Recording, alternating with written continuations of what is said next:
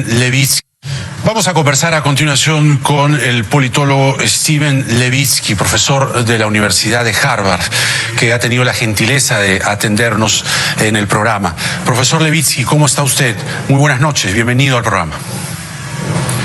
Buenas noches, gracias por tenerme, Jaime, es un gusto. Es un gusto también para nosotros. El profesor Levitsky se hizo muy conocido en el Perú en el año 2011 con una frase que debe usted recordarla inmediatamente la diga. Sobre Ollanta hay dudas, sobre Keiko hay certezas. Profesor, ¿usted reemplazaría el nombre de Ollanta Humala por el de Pedro Castillo y diría la misma frase hoy 2021? Sí, mira, mi español no es tan bueno. Lo que dije era que había dudas de Humala, pero de Keiko había pruebas, no certezas, dije pruebas. Y diría lo siguiente, de Castillo tenemos, o yo tengo aún más dudas. Y de Keiko tenemos aún más pruebas. Claro, pero esas mayores dudas sobre Pedro Castillo entiendo que podrían estar desarrolladas respecto a su vinculación con el socialismo del siglo XXI, el proyecto que lideró décadas atrás el comandante Hugo Chávez desde Venezuela y que se extendió por América Latina. De hecho, Evo Morales respalda abiertamente la candidatura del señor Pedro Castillo. ¿Ve usted un proyecto de estas características gestándose en el Perú?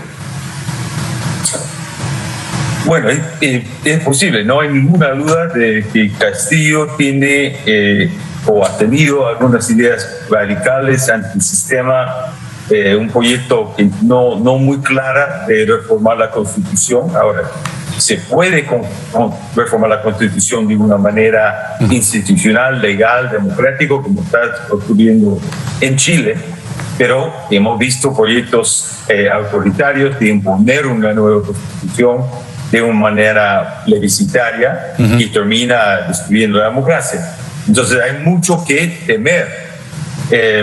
Ahora, las condiciones en el Perú son diferentes que en Venezuela. Aún Evo Morales y su partido está de regreso en el poder en Bolivia y hasta ahora está gobernando democráticamente. Así que el hecho de que Evo Morales está con Castillo no significa necesariamente la muerte de la democracia. Castillo sería, creo, más débil que un presidente Chávez, un presidente Correa o Morales.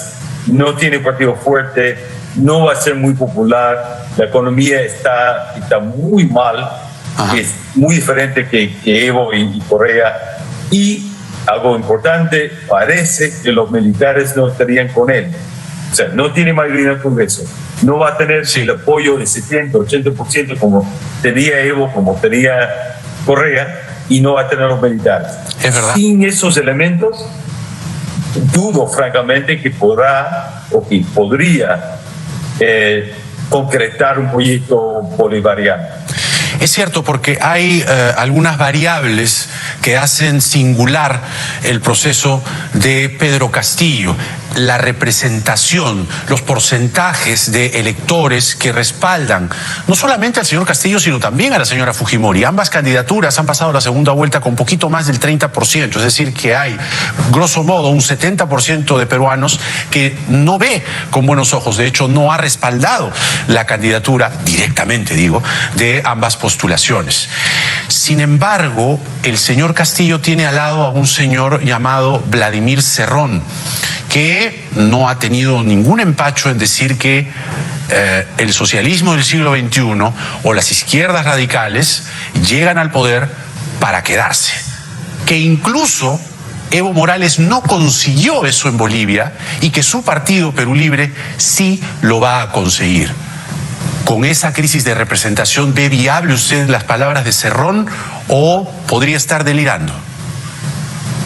Cerrón sus posturas en el pasado ha sido abiertamente autoritario, ha sido no solamente chavista, sino madurista, pro Maduro. Sí. Para mí difícil de entender cualquier ha tomado posiciones abiertamente autoritarias, sin duda. El tema, hay dos interrogantes, hay dos preguntas. Primero, ¿Cuánta influencia tendría Cerrón en el gobierno de Castillo? Castillo podría gobernar en alianza con Cerrón, podría romper con Cerrón, no sabemos. Segundo, una cosa es hablar de quedarse en el poder, otra cosa es poder hacerlo. Y como dije antes, me parece a mí, como están las cosas hoy en día, que Perú Libre no tendría, aunque quisiera, que no tendría el poder de imponerse y quedarse en el poder. Vayamos a la vereda de enfrente, a la señora Keiko Fujimori, a quien usted conoce bien, y yo comenzaba la entrevista precisamente citando alguna frase que quedó en la retina, en la memoria de muchos peruanos, aquel 2011, pero tengo otras. Usted logró extraer, en palabras de la señora Fujimori, frases como: el trabajo de la Comisión de la Verdad ha sido positivo para el país, estoy a favor de la unión civil, y otras. Ciertamente después, el 2016, sobre todo el 2016, la señora Fujimori se fue mucho más a un ala conservadora, que ciertamente estas frases podrían no tener cabida en un plan de gobierno de la señora Keiko Fujimori. Pero el respaldo de Vargas Llosa a la señora Fujimori, supongo que a usted le debe haber sorprendido tanto como a nosotros. No me sorprende tanto. Mira, la polarización en el Perú es muy alto. La opción de Castillo es mucho más radical que Humala en 2011. Humala convenció a muchos, incluyendo a mí, incluyendo a Alejandro Toledo, incluyendo a Vargas Llosa, que no iba a ser chavista, de hecho no lo fue. No, hasta ahora no hay hoja de ruta en el caso de Castillo. Entonces no me sorprende demasiado el apoyo de algunos liberales de derecha a Keiko Fujimori. Claro. No es una decisión que tomaría yo, porque creo que el fujimorismo sigue siendo muy peligroso para la democracia, y que a diferencia de Castillo, que Keiko Fujimori sí tendría el poder para poder concretar algunas ambiciones autoritarias. Entonces, yo cuestiono la decisión de Vargas Llosa, pero no me sorprende mucho. Ajá. Ciertamente, bueno, hay todo un contexto histórico, pero en fin, eso puede ser materia para los historiadores. Pero me parece haberle entendido algo muy interesante, la palabra poder. Es decir, usted ve, digamos, dentro de lo que es esta compleja sociedad peruana, que además está deprimida, hambrienta, con mayores índices de pobreza, bajo la peste como toda la humanidad, ¿ve usted más probable vamos a decirlo, un afianzamiento del poder en la señora Fujimori, a diferencia del señor Castillo? ¿Ve usted, digamos, problemas mayores de representatividad en el señor Castillo, a diferencia de la señora Fujimori? ¿Me pareció entender eso? Creo que Keiko Fujimori tendría más facilidad en construir una mayoría en el Congreso. Creo que tendría el más apoyo en Lima, en sectores de poder, tendría más apoyo de los medios, tendría más apoyo de los empresarios, y que tendría la oportunidad de gobernar con mayorías. Ajá. Que es positivo para la gobernabilidad, pero si tiene fines ilegales, fines autoritarios, ella lo que más temo es que tendría el poder para poder hacerlo. Ajá. Castillo es más incierto.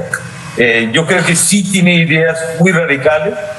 Lo que no sé es si podría, me parece que podría terminar muy aislado con los medios en oposición, con los empresarios en oposición, con el Congreso en oposición, con el Poder Judicial en oposición, quizás con una mayoría de los peruanos en oposición. Ajá. Entonces, con todos esos actores en oposición, Castillo, para bien o mal, no va a poder hacer mucho.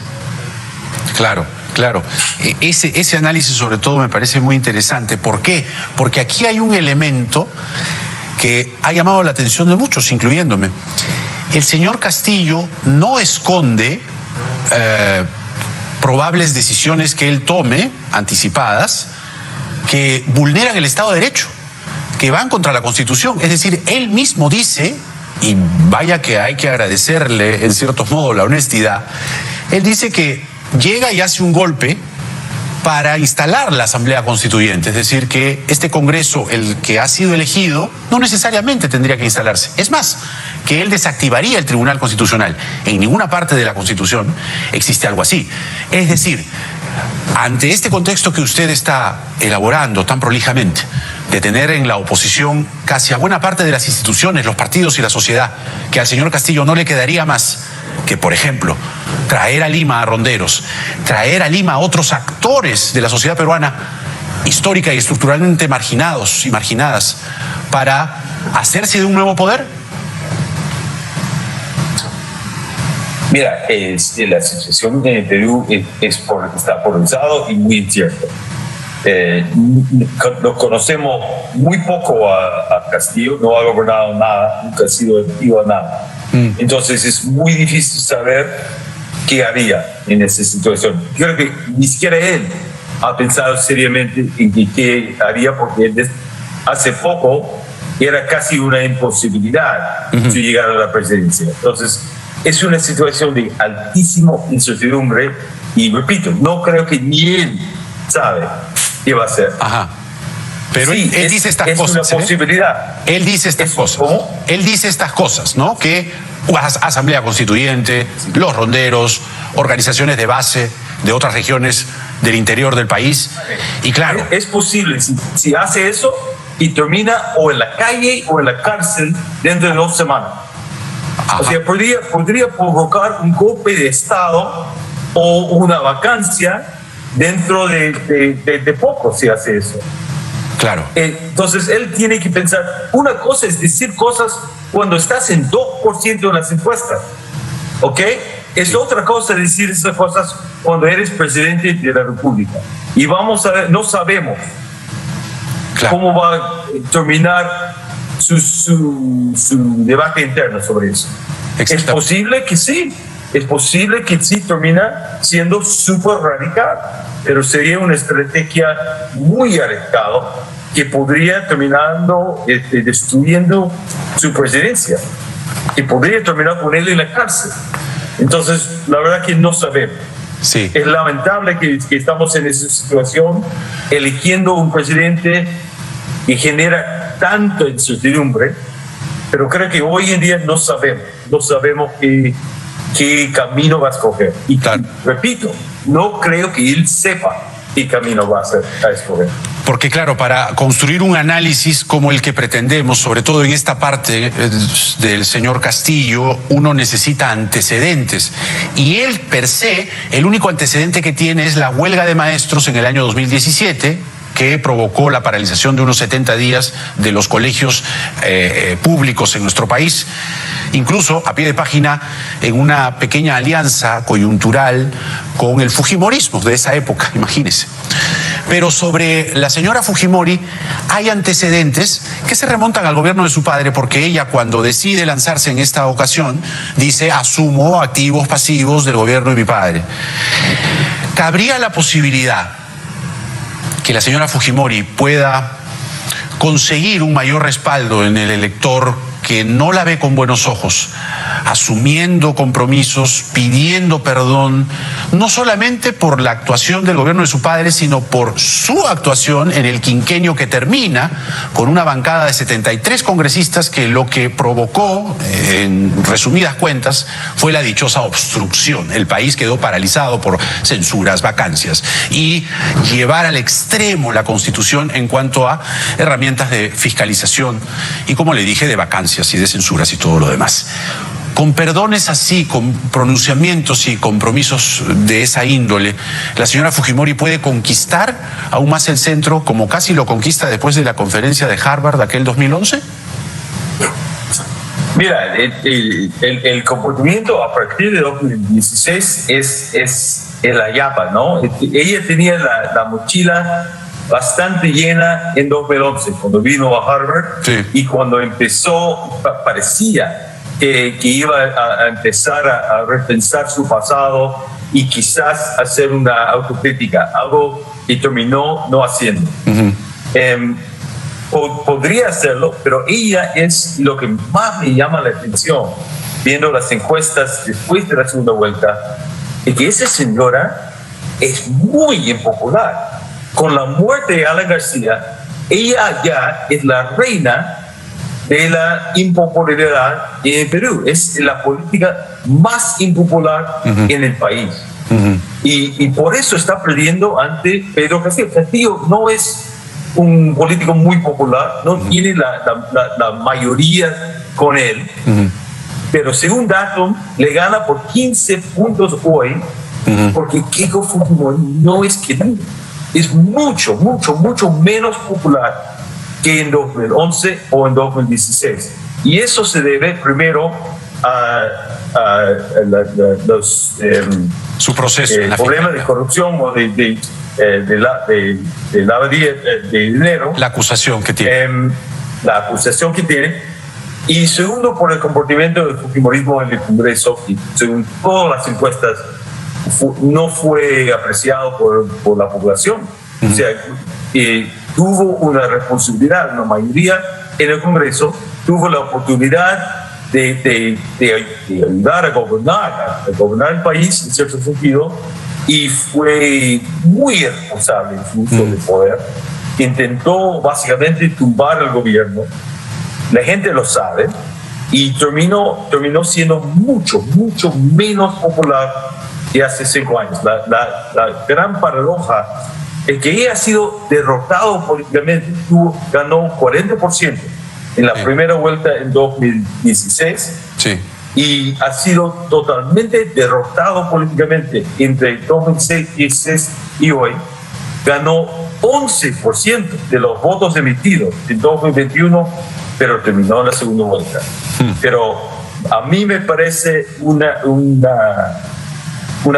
lucha muy difícil, mucho más difícil que hace 5 años. Eso de perder perdón, no solamente por lo de su padre, sino por lo que ha hecho ella a partir de 2016.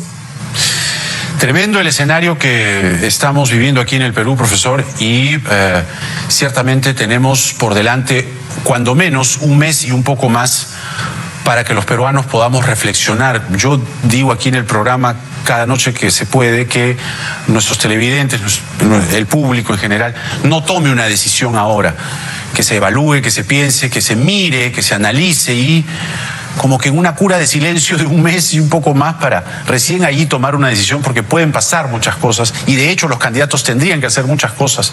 ¿Usted cree que estamos entre el socialismo del siglo XXI y el fujimorismo de los 90? ¿En medio de una peste además? No necesariamente. Es un verdadero cancericida, para usar las palabras de Vargas Llosa en las elecciones de 2011. Sí. Es una decisión terrible que tienen que tomar los votantes peruanos, pero no está todo dicho.